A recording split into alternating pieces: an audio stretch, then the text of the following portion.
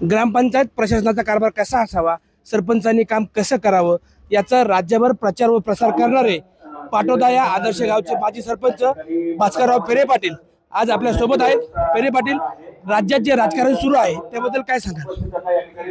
राजकारणाबद्दल काय आपण काय बोलू शकत नाही। मी आता इथे ज्या कार्यक्रमाला आलो होतो, या वृद्ध ज्येष्ठ नागरिकांची संघटना आहे यांच्या 17वा वर्धापन दिन मी होतो, त्यानिमित्त या म्हाळुंगे गावाला आलो होतो।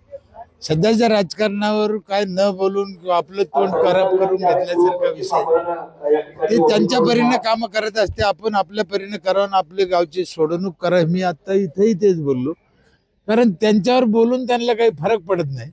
त्यांना काय फार अलग कातड्याचे लोक आहेत।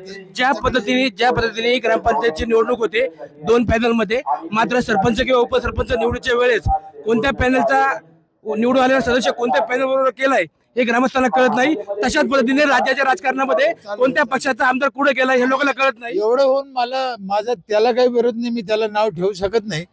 कोण सरपंच झाला, कोणत्या पक्षात गेला, कोणत्या गटात गेला हे महत्वाचं नाही, निवडून आल्यावर काय करतो हे जास्त महत्वाचं आहे।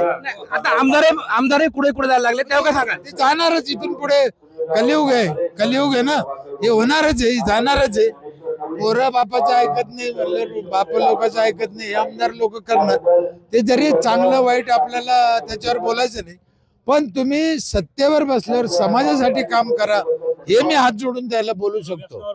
तुम्ही आता सांगितलं 288 आमदार जे आता विद्यमान आहेत तेच पुन्हा निवडून येणार, काय कशावरून सांगा?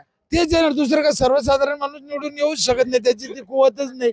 आणि एवढे खोके आणि कुठून देऊ?